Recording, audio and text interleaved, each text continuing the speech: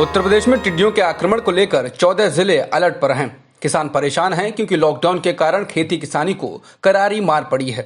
किसान सरकारी सहायता की बाट देख रहे हैं, लेकिन प्रदेश के मुख्यमंत्री योगी आदित्यनाथ ने कहा है कि लोग टिड्डियों को भगाने के लिए थाली और ड्रम बजाएं। राज्य सरकार की ओर से जारी एडवाइजरी में कहा गया है, टिड्डियों द्वारा हमला करने की स्थिति में लोगों को एक जगह पर इकट्ठा हो जाना चाहिए और ढोल, ड्रम, टीन के बॉक्स, थाली बजानी चाहिए और शोर करना चाहिए। जिन जिलों में अलर्ट जारी किया गया है उनमें झांसी, ललितपुर, आगरा, मथुरा, शामली, मुजफ्फरनगर, बागपत, हमीरपुर, महोबा, बांदा, चित्रकूट, जालौन, इटावा और कानपुर देहात शामिल हैं। टिड्डियों का ये दल मध्य प्रदेश, राजस्थान होते हुए उत्तर प्रदेश में पहुंच चुका है। हालांकि झांसी में टिड्डियों से निपटने के लिए फायर ब्रिगेड की गाड़ियां तैनात की गई हैं और इनमें कीटनाशक भरा गया है।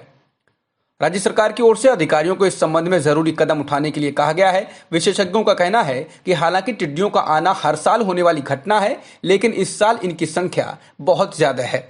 टिड्डियों का ये दल ईरान, पाकिस्तान होते हुए भारत पहुंचा है। बता दें, पूरे राजस्थान से लेकर हरियाणा, पंजाब, मध्य प्रदेश और महाराष्ट्र के कुछ हिस्सों में भारी संख्या में टिड्डी सेना का आक्रमण कोई छोटी घटना नहीं है।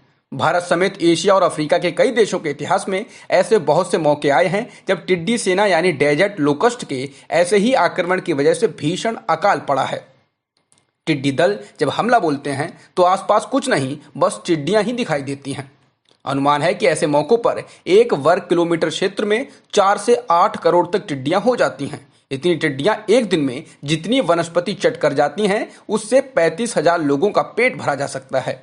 इसे दूसरी तरह से देखें तो 1 करोड़ टिड्डियां एक दिन में 10 लाख टन तक हरियाली चबा सकती हैं। टिड्डियों का भारत में पिछला बड़ा हमला 1993 में हुआ था। हालांकि यह माना जा रहा है कि इस बार का हमला उससे भी बड़ा है, शायद उतना बड़ा जितना कि 1962 में हुआ था। टिड्डियों के खतरे की भविष्यवाणियां पहले ही की जा चुकी थी। खाद्य एवं कृषि संगठन ने फरवरी में ही कह दिया था कि बारिश ज्यादा होने के कारण टिड्डियों की प्रजनन दर इस बार काफी अधिक रही है। ऐसे में भारत को अगले कुछ सप्ताह तक लगातार नजर रखनी चाहिए। यानी ये उस समय की बात है जब कोरोना वायरस का खतरा इस तरह से नहीं था और भारत के पास तैयारियों का पर्याप्त समय था। लेकिन ऐसा कुछ नहीं किया गया और अब टिड्डियों को भगाने के लिए थाली और ड्रम बजवाया जा रहा है। बता दें, दूसरे देशों में टिड्डियों के लिए ड्रम और थाली नहीं बजाई जाती है और वहां टिड्डियों के हमले की सूरत में उन पर विशेष विमानों से कीटनाशकों का छिड़काव किया जाता है। दुनिया भर में इसी तरीके को सबसे प्रभावी माना जाता है। सत्य हिंदी के और वीडियोस को देखने के लिए हमारे YouTube चैनल को सब्सक्राइब करें और सीधे नोटिफिकेशन पाने के लिए बेल आइकन दबाएं।